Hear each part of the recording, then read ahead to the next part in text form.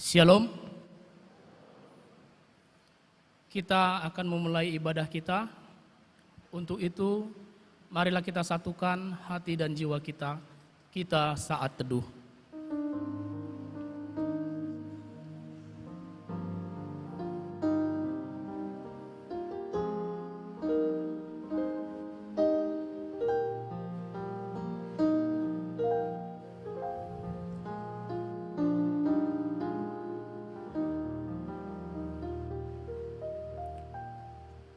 Amin.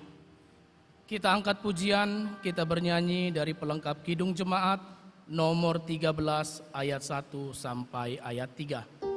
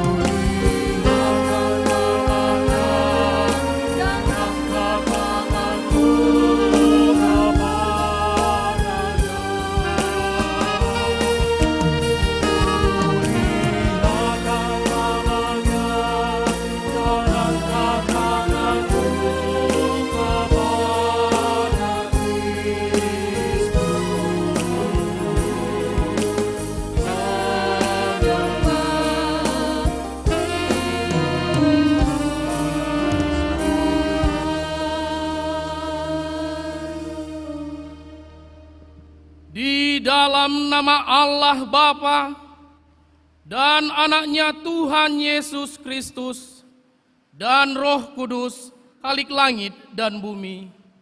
Amin. Siapa yang mempersembahkan syukur kepada kurban, ia memuliakan aku. Siapa yang jujur jalannya, keselamatan yang dari Allah akan kuperlihatkan kepadanya. Haleluya.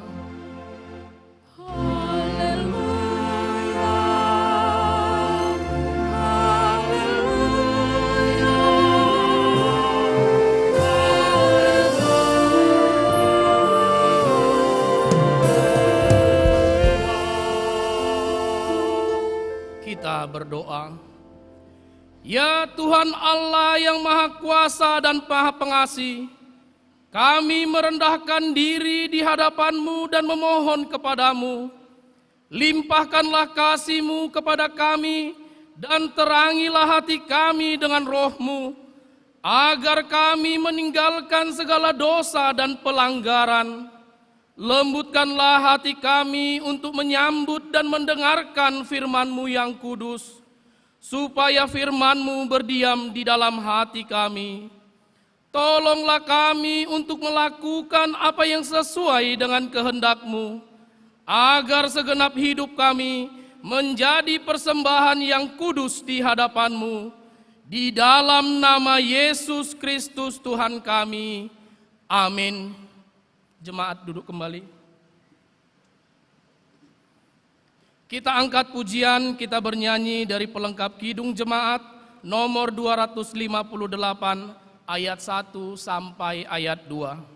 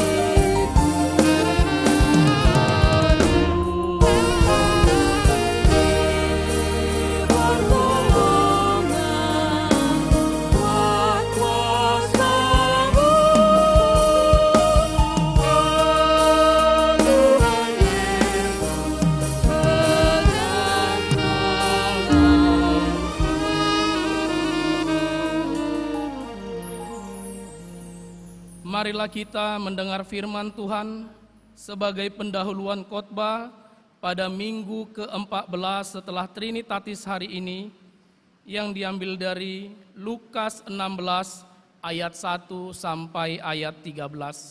Seperti biasa kita baca secara bergantian dan di ayat yang terakhir kita baca bersama. Lukas 16 ayat 1 sampai ayat 13. Beginilah firman Tuhan. Perumpamaan tentang bendahara yang tidak jujur. Dan Yesus berkata kepada murid-muridnya, ada seorang kaya yang mempunyai seorang bendahara. Kepadanya disampaikan tuduhan bahwa bendahara itu menghamburkan miliknya.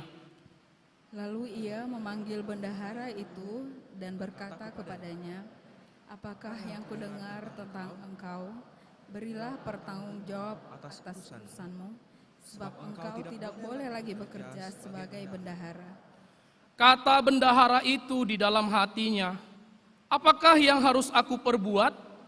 Tuanku memecat aku dari jabatanku sebagai bendahara, mencangkul aku tidak dapat, mengemis aku malu. Aku tahu apa yang akan aku perbuat, supaya apabila aku dipecat dari jabatanku sebagai bendahara, ada seorang yang akan menampung aku di rumah mereka.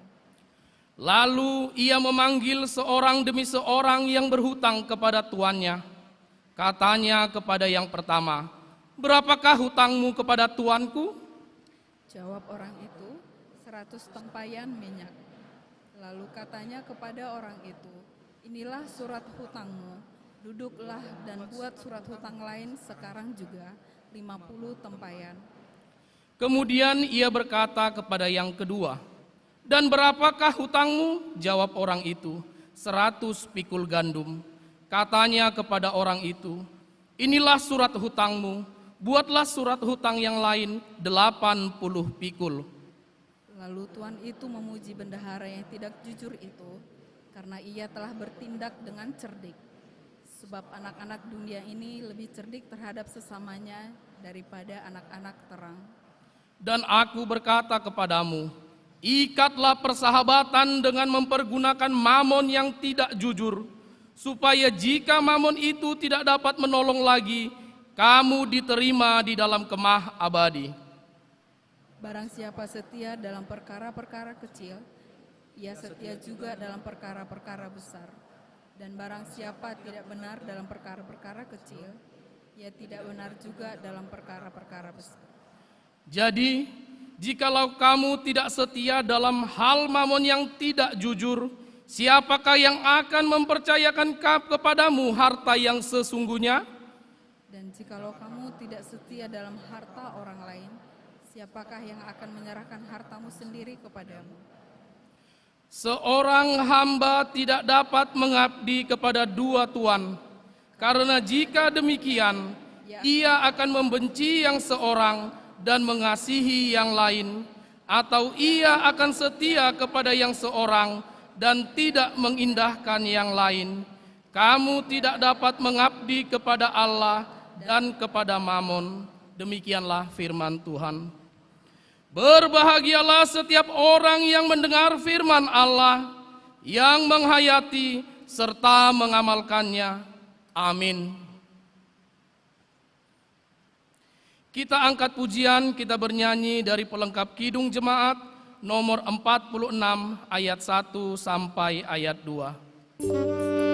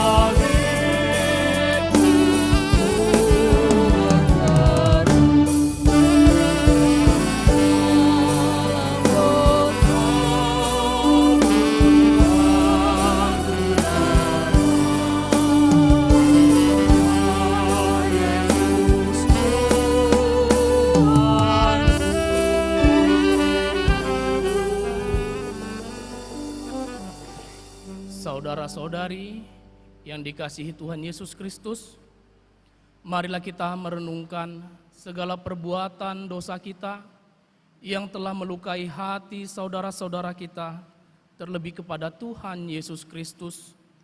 Untuk itu, dengan kerendahan hati, marilah kita mengaku dosa kita di hadapan Tuhan. Kita berdoa.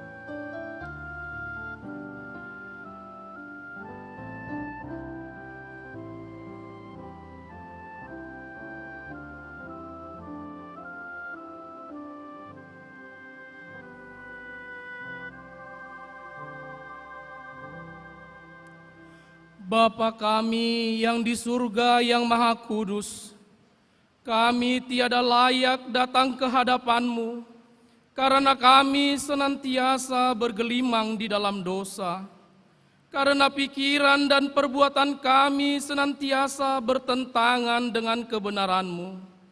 Tetapi oleh karena kasih anak-Mu Yesus Kristus Tuhan kami, maka kami datang kepadamu, meminta keampunan dosa dan kejahatan kami. Tolong dan kasihanilah kami, ampunilah segala kejahatan kami, dan terimalah kami menjadi anak-anak-Mu. Ya Roh Kudus, terangilah jiwa dan pikiran kami, agar kami dapat memilih apa yang berkenan kepadamu, dan menjadi anak-anak yang setia, menyaksikan Yesus Kristus Tuhan dan Juru Selamat dunia. Amin. Janji Tuhan tentang pengampunan dosa. Jika kita mengaku dosa kita, maka Ia adalah setia dan adil, sehingga Ia akan mengampuni segala dosa kita dan menyucikan kita dari segala kejahatan. Segala kemuliaan bagi Allah di tempat yang maha tinggi. Amin. Jemaat duduk kembali. Kita angkat pujian, kita bernyanyi dari pelengkap Kidung Jemaat nomor 239 ayat 1 sampai ayat 2.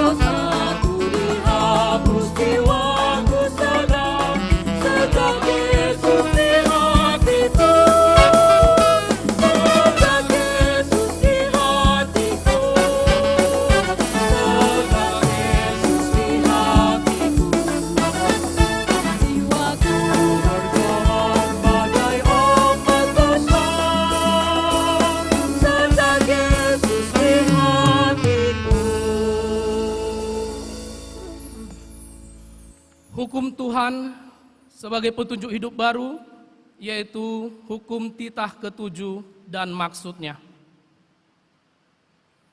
Titah ke-7, jangan berzina.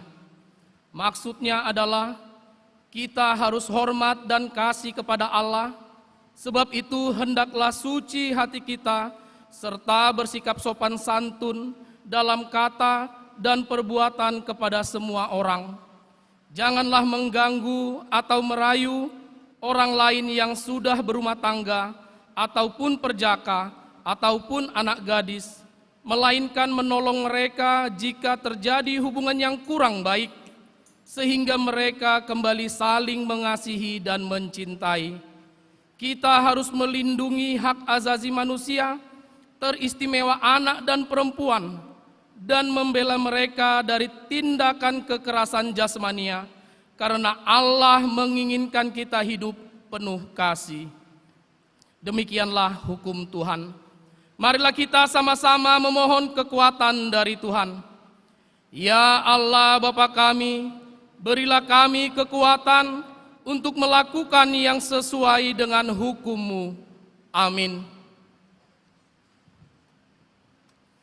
Kita angkat pujian, kita bernyanyi dari Kidung Jemaat nomor 280 ayat 1 sampai ayat 3.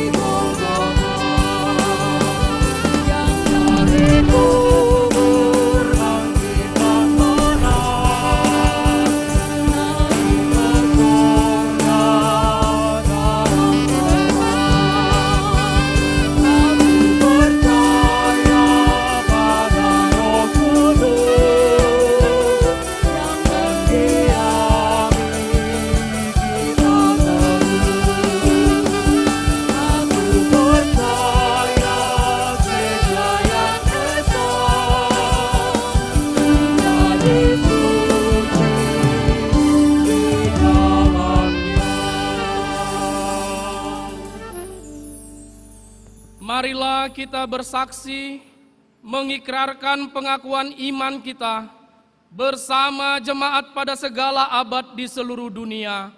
Kita bersama-sama mengucapkannya. Aku percaya kepada Allah Bapa yang Maha Kuasa, Halik langit dan bumi.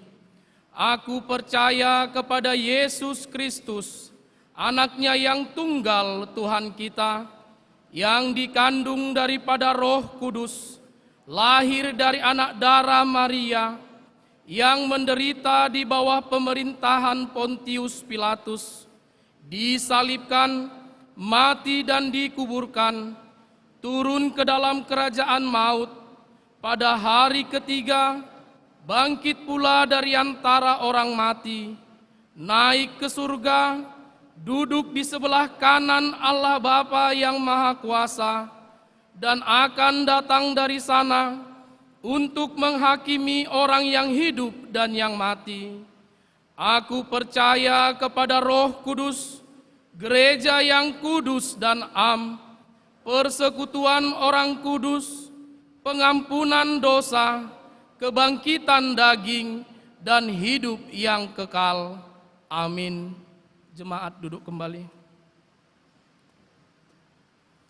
Untuk menyambut sabda Allah, kita bernyanyi dari Kidung Jemaat nomor 425 ayat 1 sampai ayat 3. Dari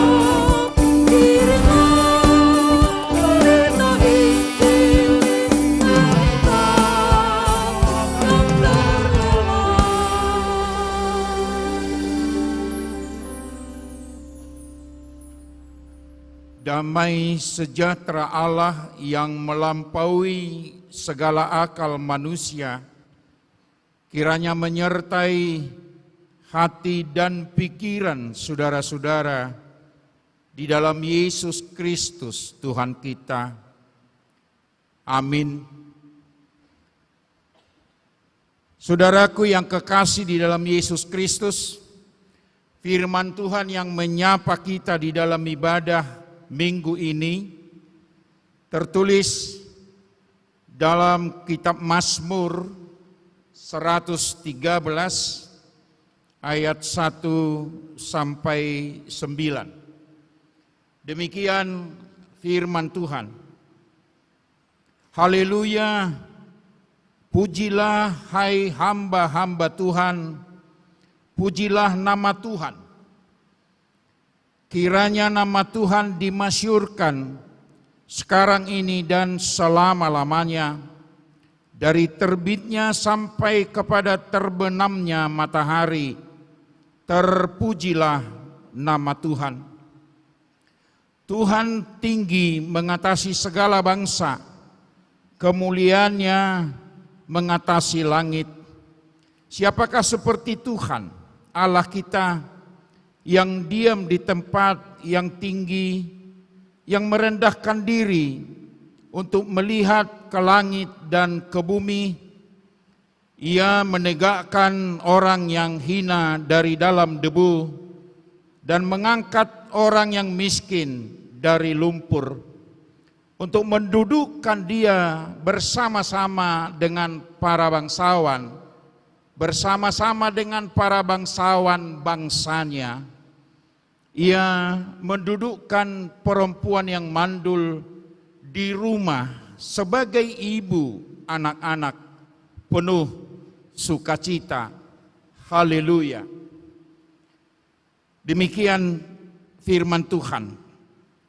Berbahagialah orang yang mendengar dan melakukan firman Tuhan. Saudaraku yang kekasih dalam Tuhan Yesus Kristus, kitab Mazmur ini adalah bagian dari kitab pujian kepada Tuhan, di mana setiap pembacanya dihimbau oleh pemazmur untuk mengenal dirinya di hadapan Tuhan dan mengenal Tuhan sendiri di dalam kehidupannya setiap orang. Siapa yang memuji Tuhan, yang dinyatakan pemazmur di dalam kitabnya ini, yang menjadi renungan kehidupan kita, yaitu hamba-hamba Tuhan. Hai hamba-hamba Tuhan, pujilah Tuhan. Pujilah Tuhan di dalam setiap waktu dan tempat, dan di dalam setiap keberadaan yang bagaimanapun. Hamba-hamba Tuhan akan mengenal dirinya sebagai hamba yang telah diselamatkan oleh Tuhan. Maka keberadaan dan identitas setiap orang yang mengenal dirinya sebagai hamba Tuhan yang telah diselamatkan oleh Yesus Kristus dari dosa dan maut, harus memuji dan memuliakan Tuhan. Maka kita yang hadir dalam ibadah ini, tidak ada seorang pun yang tidak menjadi hamba Tuhan. Semuanya kita sama yang telah diselamatkan oleh Tuhan. Dan ketika kita menyadari bahwa kita diselamatkan oleh Tuhan Allah di dalam Kristus, kita adalah hamba Tuhan dan sekaligus menjadi pemuja dan pemulia Tuhan Allah. Pujilah Tuhan, hai hamba-hamba Tuhan. Pujilah Dia dalam setiap tempat dan waktu. Pujilah Dia dalam seluruh aspek kehidupanmu, apapun yang terjadi, yang kau alami. Dalam posisi seperti itu kita diingatkan dalam Mazmur ini supaya jangan memuji Tuhan ketika diberi sukacita dan kita menikmati seolah-olah tanda kutip berkat yang berkelimpahan. Dan ketika kita menghadapi tantangan dan pergumulan, bahkan ancaman hidup, seolah-olah kita tidak mampu memuji dan memuliakan Tuhan, bahkan bersungut-sungut di hadapan Tuhan. Siapakah yang datang memuji Tuhan? Adalah semua orang yang menyadari hidupnya diselamatkan oleh Tuhan. Sangat sulit memuji Tuhan, saudaraku yang kekasih, ketika gagal dalam ujian. Sangat sulit memuji Tuhan ketika nilai di bawah standar. Tapi seolah-olah kemuliaan yang hebat dengan kebanggaan ketika kita menerima sesuatu yang jauh lebih tinggi dari orang lain. Maka ada batasan untuk memuji dan memuliakan Tuhan dari pola pikir setiap manusia. Mazmur ini merombak pola pikir kita. Setiap orang yang menamakan dirinya hamba Tuhan, yaitu yang menerima keselamatan dari Kristus, dia senantiasa memuji Tuhan apapun yang terjadi dalam kehidupannya. Maka bersyukurlah memuji Tuhan. Karena saudara, kita semua yang hadir ini terberkati dan diberkati oleh Tuhan, bahkan telah menerima keselamatan. Jangan sekali-kali datang bersyukur atau memuji Tuhan dalam ibadah minggu, mau menikmati berkat Tuhan besok. Tetapi karena telah terberkati dari hari-hari yang lampau dalam perjalanan hidup kita, dan oleh sebab itu mampulah kita bersyukur. Itulah pembelajaran yang pertama dan utama, himbauan dari pemazmur di dalam ibadah kita hari ini. Rombak seluruh aspek kehidupanmu yang selama ini dalam memuji Tuhan melalui apa yang kamu atau kita pribadi manusia menilai. Tetapi berkat Tuhan yang berkelimpahan itu kita nikmati, alami. Dan itulah yang mendorong kita memuji dan memuliakan Tuhan.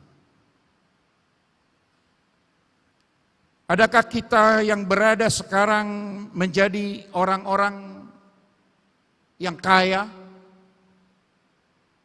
yang miskin, yang terpuruk, yang terancam? Ada yang terancam diceraikan sebelum dipersatukan,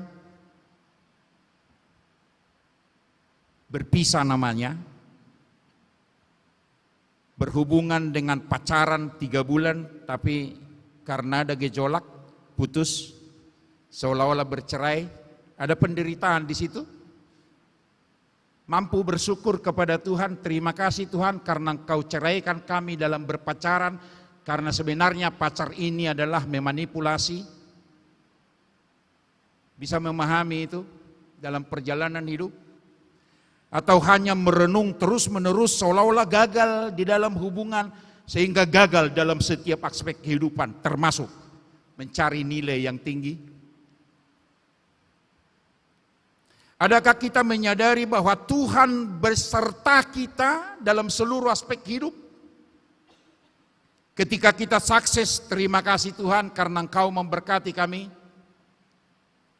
Ketika kita diperhadapkan dengan tantangan dan pergumulan, seolah-olah tidak dapat sukses. Tuhan, kenapa Engkau tinggalkan aku dan tidak memberkati aku? Seolah-olah tuntutan kita untuk Tuhan. Manusia sering mengandalkan pikiran, rasionya untuk menilai Tuhan.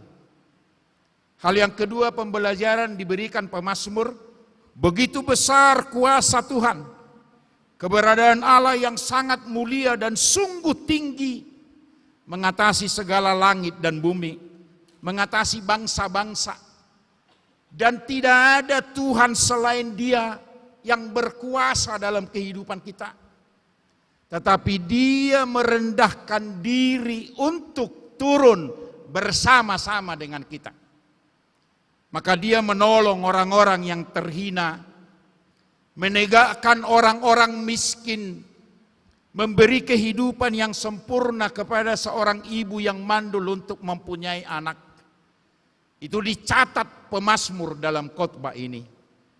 Tuhan Allah lah penolong kita yang memberi ketegakan kepada orang-orang yang dihina, yang menolong orang-orang yang dilecehkan dan dicibirkan orang. Orang-orang yang tinggal dalam lumpur karena kemiskinan. Orang-orang yang merasa direndahkan oleh karena tidak punya harta dan kekayaan. Tuhan yang menyertai oleh karena kerendahan Tuhan. Maka kebesaran Tuhan tidak tinggal dalam kemuliaan sorgawi. Dan tidak ada manusia yang dapat menjangkau kemuliaan Tuhan itu. Tapi karena kasih setia Tuhan, Dia merendahkan diri bersama-sama dengan kita. Adakah batasan pemahaman setiap orang akan kehadiran Tuhan? Ketika bersukacita dan lolos dalam ujian, Tuhan hadir. Ketika gagal dan tidak dapat satu nilai yang indah, Tuhan tidak ada, begitu ya? Biasanya pemahaman orang Kristen begitu. Saya pendeta di gereja Huria Kristen Indonesia, bukan gereja tapi HKI. Huria Kristen Indonesia, ini GKPI, baru Gereja Kristen Protestan Indonesia. Sebenarnya sama, Indonesianya ada, hanya bedanya gereja GKPI, Huria kalau HKI. Bahasa Indonesia paling banyak di GKPI, bahasa Batak yang paling banyak di HKI karena Huria namanya. Pemahaman saya kepada jemaat saya, mudah-mudahan tidak ada jemaat yang hadir di sini sama dengan jemaat saya ya. Jika saya hitung-hitung jemaat saya banyak sekali pemahaman pemikiran bahwa Tuhan kadang-kadang ada, kadang-kadang tidak, seolah-olah begitu. Kadang-kadang hadir, kadang-kadang tidak hadir. Apalagi ketika memberi persembahan di tengah-tengah gereja. Yang hadir 425 orang kebaktian. Ketika memberi kolekte, tangannya masuk di tempat kolekte, tapi tidak berisi. Buktinya dihitung kolekte pertama hanya 375 lembar. Lembarannya 400 sekian orang yang hadir, 375 lembar yang ada kolekte. Semua tangan bikin tempat ke persembahan itu. Dari mana Pak Pendeta tahu? Kata penatua, tahu dong, jelas. Bukan 1.257.000 jumlah kolekte itu. Bukan itu penilaiannya, tapi lembarannya. Yang paling hebat lembarannya, 2 uang 20.000, 11 uang 10.000, selainnya uang 2.000. Itulah lembarannya. Pemberian yang begitu kecil, tutup mata jemaat saya memberi. Nah ketika persembahan ke depan, jauh lebih banyak karena Tuhan melihat di depan. Lembarannya itu pas 400 sekian. Sebagaimana jemaat yang hadir. Jadi tidak 375, tidak. Lembarannya itu lebih hebat. Apakah ada 2 lembar uang 2.000 diberikan seseorang persembahan atau tidak? Itu penglihatan kita lah secara lembaran itu. Tapi itu berarti dia melihat, oh Tuhan nanti akan melihat kalau persembahan itu di depan. Di tempat duduknya Tuhan tidak melihat, jadi ada pembatasan. Bagi orang Kristen juga begitu. Waktu hari Minggu Tuhan hadir. Maka kita beribadah ya, dan melakukan segala sesuatu yang baik karena Tuhan hadir pada hari Minggu. Hari Senin sama hari Sabtu enggak, makanya ada di sana perkelahian, ada sesuatu bahasa yang tidak benar Karena kadang-kadang Tuhan tidak lihat dan tidak berada. Pemikiran seperti itu sekarang hilangkan, saudaraku yang kekasih. Pemazmur mengatakan Tuhan yang berkuasa itu hadir dalam seluruh aspek kehidupanmu. Dimanapun engkau berada, Tuhan tahu dan Tuhan ada. Terutama Dia menolongmu ketika terpuruk dalam kehidupan itu, ketika menghadapi tantangan dan pergumulan. Tuhan tidak membiarkannya. Hanya persoalannya dalam proses perjalanan hidup kita, apakah kita tahu bahwa Tuhan itu penuh kasih setia dan berada dalam kehidupan kita. Hal yang ketiga, saudaraku yang kekasih, pemazmur menunjukkan sesuatu pengakuan imannya yang sungguh-sungguh besar kepada Tuhan. Yang penuh kasih setia itu adalah pemberi berkat yang menjadi buah sukacita dalam hidup kita. Dialah sumber berkat dalam kehidupan kita. Dia mengangkat kita dari keterpurukan itu. Oleh sebab itu, tidak boleh percaya kepada orang lain sebagai penolong dan penyelamat.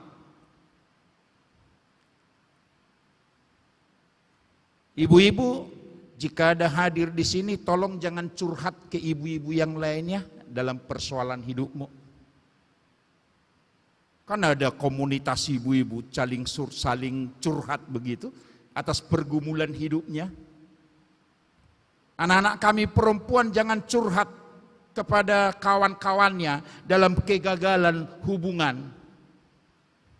Ada kalanya dia seolah-olah menghibur. Ya kasihan ya perbuatan si anu itu ya memang jahat ya. Tapi dalam hatinya, untunglah. Berarti ada juga yang menderita rupanya. Memang itu kian cita-cita saya. Ada pula begitu ya. Supaya dia lebih senang dan dia senang melihat orang lain terpuruk. Karena enggak mampu manusia menolong manusia dari keterpurukan itu. Siapa bisa menolong manusia dari kemiskinan? Siapa bisa menolong manusia dari keterhinaan? Tidak ada manusia yang mampu menegakkan. Karena apa? Penilaian manusia hanya menghakimi orang lain. Ada yang sombong saudaramu? Ada ya? Tahu kau bahwa dia itu sombong? Kalau bahasa Batak, sigijang roha. Roha, hati. Siapa sih yang mengenal hati? Kenapa kita tidak terjemahkan sebaliknya atau kita katakan timbal baliknya? Ini yang paling rendah hati orang. Ungkapkanlah kepada semua orang, kawanmu ini adalah orang yang rendah hati. Tapi kok sulit mengatakan itu ya? Karena kita manusia hanya selalu menginginkan supaya sahabat atau orang lain senantiasa terpuruk dan kita berhasil. Karena semakin mencatat kesalahan orang lain dan memfitnah orang lain, menghina orang lain, seolah-olah kemuliaan kita naik setingkat dari mereka atau lebih tinggi tingkatannya dari mereka. Teguran melalui pemazmur ini kepada kita, saudaraku yang kekasih, jangan coba-coba menghina orang lain di dalam kehidupan. Karena kita adalah juga orang-orang terhina di hadapan Tuhan oleh karena dosa dan pelanggaran. Mari kita merenungkan hidup kita yang penuh dengan dosa ini. Tuhan, sebenarnya kami berdosa di hadapan-Mu. Ketika kita bangkit mengakui dosa kita dan merenungkan pelanggaran kita. Kami tidak melakukan firman-Mu dengan setia sebab kami hanya membenci saudara kami dan bukan mengasihi. Baru kita minta, ampunilah Tuhan dosa kami. Dan janji Tuhan bagi orang yang mohon pengampunan dosa, berbahagialah setiap orang yang dosanya diampuni. Setelah kita dengar itu 10 langkah keluar gereja, muncul lagi kebencian kepada sesamanya. Ada persoalan lagi yang terjadi. Kok kenapa terus lupa di dalam pengakuan dosa itu? Adakah orang yang memuji Tuhan dalam kehidupannya seperti itu? Tidak. Oleh sebab itu saudaraku yang kekasih, hanya pengenalan akan Tuhan Allah sebagai Allah yang berkuasa atas kehidupan kita dan pengenalan diri kita sebagai hamba Tuhan yang telah diselamatkan oleh Tuhan, yang mampu memuji Tuhan dalam seluruh aspek hidupnya. Hal yang kedua, pemberian Tuhan di dalam setiap aspek hidup kita adalah sukacita dan kedamaian. Jika orang-orang yang terhina dan dilecehkan di dunia ini diangkat oleh Tuhan, ditegakkan oleh Tuhan, dan orang-orang miskin itu dibantu oleh Tuhan, di kedudukannya sama dengan bangsawan, begitu hebat. Maka kita semua yang hadir di sini sama di hadapan Tuhan. Kita didudukkan sebagai bangsawan yang menerima berkat yang berkelimpahan dari Tuhan saja. Bolehkah kita mengakui itu di dalam kehidupan kita? Dan untuk itu, nyatakan dalam hidupmu, engkau adalah orang-orang yang terberkati karena engkau adalah hamba Tuhan. Terberkati kita semua, amin saudaraku. Nyatakan dalam hidupmu, engkau diberkati oleh Tuhan. Ketika kita dimampukan untuk menopang segala sesuatu atau menerobos segala sesuatu, tantangan dan pergumulan itu, kita masih bisa kuat. Jika nilainya sekarang rendah, masih kuat menghadapi itu, robah. Kenapa rendah? Koreksi. Dan minta pertolongan Tuhan untuk merubah kemudian. Oleh sebab itu kesetiaanmu untuk janjimu menjadi lolos dan bagus, orang-orang yang pintar, minta pertolongan dari Tuhanmu. Jangan minta pertolongan dari Google ya. Sekarang katanya mahasiswa sangat sulit dinilai para dosen-dosen. Karena ujiannya bagus-bagus semua dan nilainya juga tinggi-tinggi karena Google yang membantu. Jawaban segala sesuatu ada di situ. Ya, karena tidak tatap muka, live streaming jalan terus, alat-alat yang indah yang kecil dapat dipergunakan, informasi tentang dunia ada di situ. Makin pintarkah di situ kita atau makin bodoh? Silakan koreksi hidupmu tentang itu. Hal yang lain, Tuhan memberkatimu senantiasa untuk bersukacita dan mampu bersyukur kepada Tuhan. Filipi 4 ayat 4 dikatakan oleh Paulus, bersukacitalah senantiasa dalam Tuhan. Bersukacitalah senantiasa dalam Tuhan. Sekali lagi kukatakan, bersukacita di dalam Tuhanmu.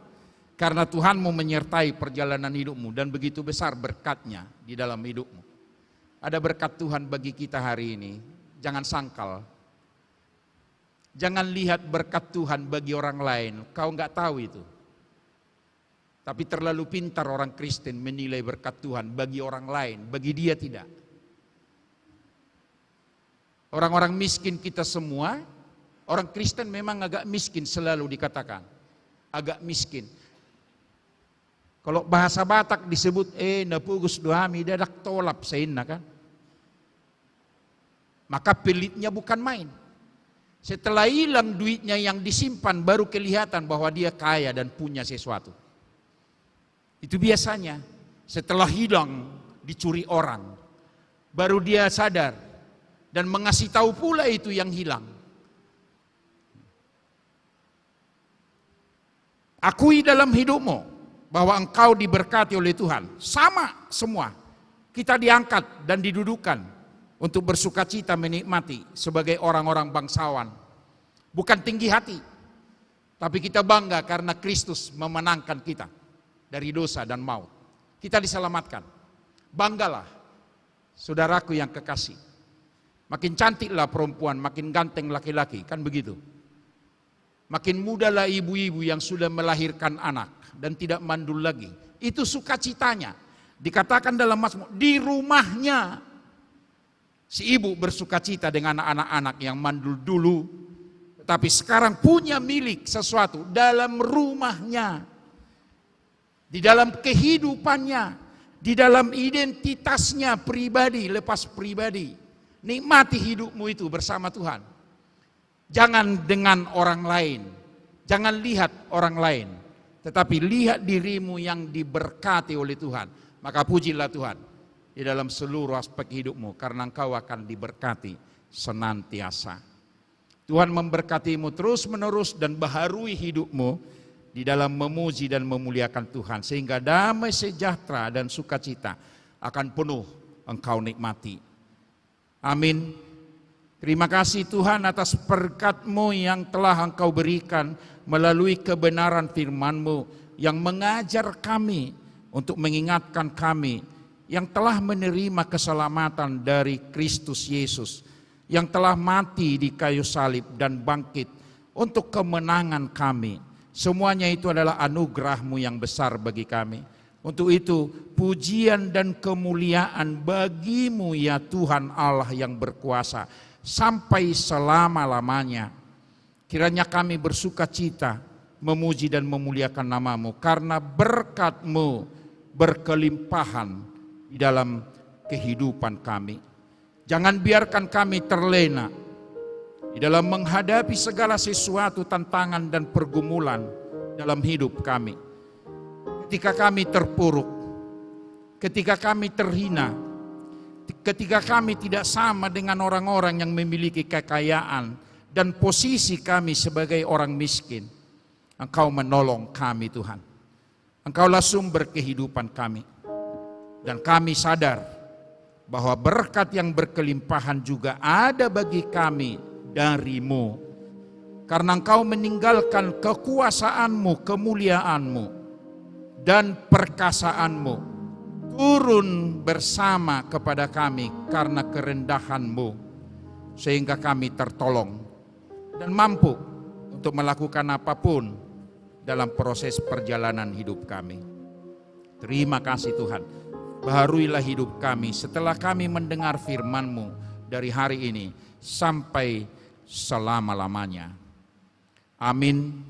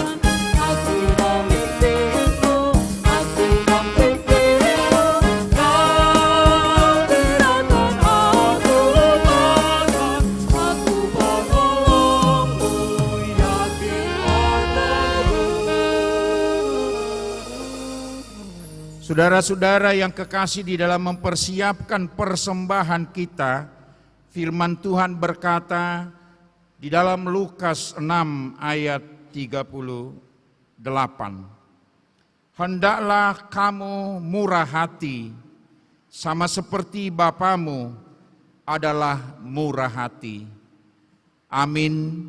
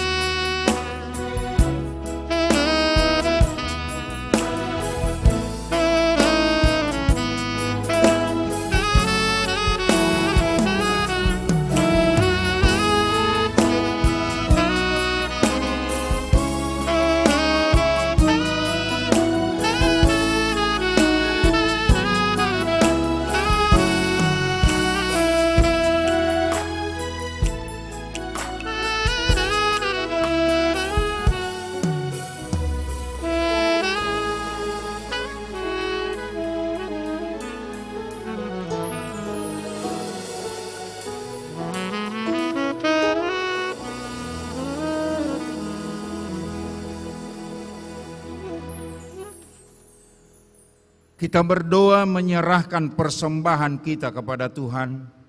Ya Tuhan Allah Bapa kami di sorga, Engkaulah sumber segala berkat dan rahmat. Kami persembahkan di sini sebagian dari pemberian-Mu sebagai kurban persembahan kami kepadamu. Apapun yang kami persembahkan ini ya Tuhan adalah kami terima daripadamu. Karena siapakah kami sehingga dapat memberi kepadamu?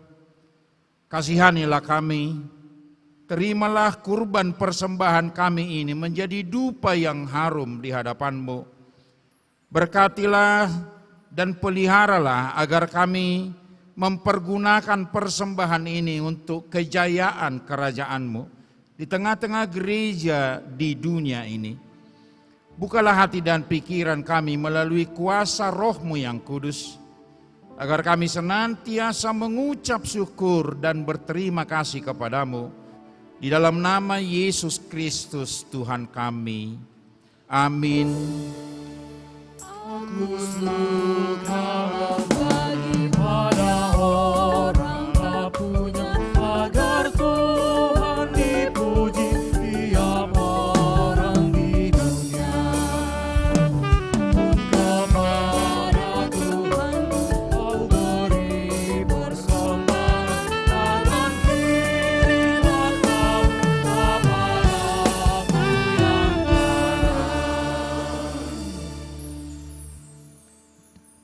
Bapa kami yang di sorga, dikuduskanlah namamu, datanglah kerajaan-Mu, jadilah kehendak-Mu di bumi seperti di sorga. Berilah kami pada hari ini makanan kami yang secukupnya, dan ampunilah kami akan kesalahan kami seperti kami juga mengampuni orang yang bersalah kepada kami. Dan janganlah membawa kami ke dalam pencobaan, tetapi lepaskanlah kami daripada yang jahat.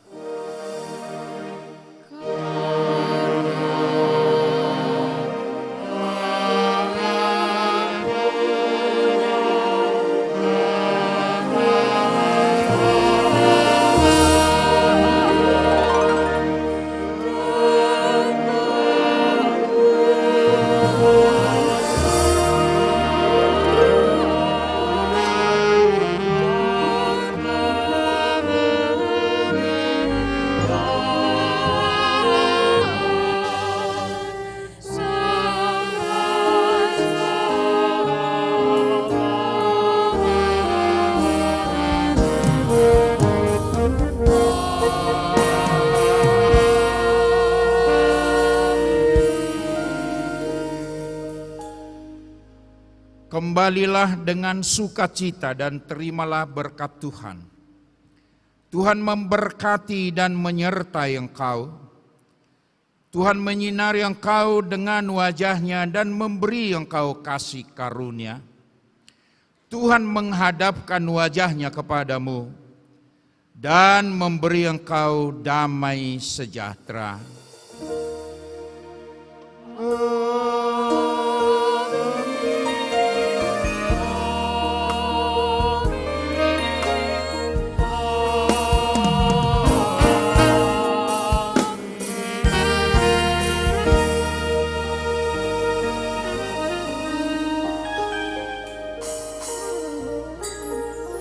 Shalom, salam sehat bagi kita semua.